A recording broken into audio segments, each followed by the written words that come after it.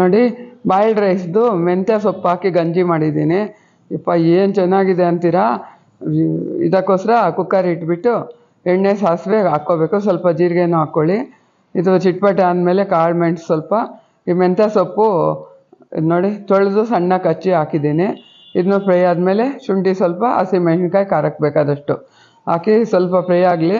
ಈ ನೆನೆಸಿಟ್ಟಿದ್ದೀನಿ boiled rice 3 ಲೋಟ ನೀರು ಹಾಕಿ ಒಂದು ಅವರ್ ನೆನೆಸಿಟ್ಟಿದ್ದೀನಿ.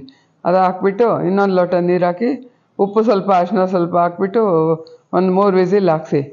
ಇಲ್ಲಿ ನೋಡಿ ಇವಾಗ 3 ವಿಸಿಲ್ ಹಾಕ್ಸ್ತೀನಿ. ಕೆಲವರು ಇಷ್ಟೇ ಸಾಕು ಅಂತಾರೆ, ಆದರೆ ನನಗೆ ಇನ್ನೂ ಸ್ವಲ್ಪ ಮೆತ್ತಗೆ ಬೇಕು ಅನಿಸುತ್ತೆ. ಇನ್ನೊಂದು ಲೋಟ ನೀರು ಹಾಕ್ಬಿಟ್ಟು ಮತ್ತೆ 3 ವಿಸಿಲ್ ಹಾಕ್ಸ್ಕೊತೀನಿ ನಾನು. ಇಲ್ಲಿ ನೋಡಿ ತೋರಿಸ್ತೀನಿ, ಗಟ್ಟಿನೇ ಇದೆ, ಗಟ್ಟಿ ಅನಿಸುತ್ತೆ ನನಗೆ. ಇನ್ನೊಂದು ಸರಿ ಕೂಗಿಸ್ಬಿಟ್ರೆ ನೈಸಾಗಿ ತಿಂದ್ಬಿಡ್ಬೋದು. ಎಷ್ಟು ಚೆನ್ನಾಗಿರುತ್ತೆ ಗೊತ್ತಾ. ತುಪ್ಪ ಸ್ವಲ್ಪ ಹಾಕ್ಕೊಂಡು ತಿಂದರೆ ಘಮ ಘಮ ಅಂತ ಇರುತ್ತೆ.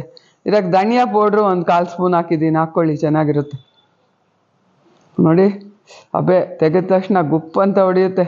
ಅಲ್ಲಿ ನೋಡಿ ತಟ್ಟೆಗೆ ಬಡಿಸ್ತಾ ಇದ್ರೇನೋ ಬಾಯಿ ಮ್ಯಾ ಅಂತ ಇರುತ್ತೆ ಬಾಯಲ್ಲಿ. ತುಪ್ಪ ಇದ್ರ ಬಿಸಿ ಬಿಸಿ ಮೇಲೆ ತುಪ್ಪ ಹಾಕಿ ಹೊಗೆ ಉಪ್ಪು ಅಂದ್ಕೊಂಡು ತಿನ್ನಿ, ಎಷ್ಟು ಚೆನ್ನಾಗಿರುತ್ತೋ. ನಾನು ಎಷ್ಟು ಹೇಳಿದ್ರು ಕಮ್ಮಿನೇ ಮಾಡ್ಕೊಂಡು ನೋಡಿ.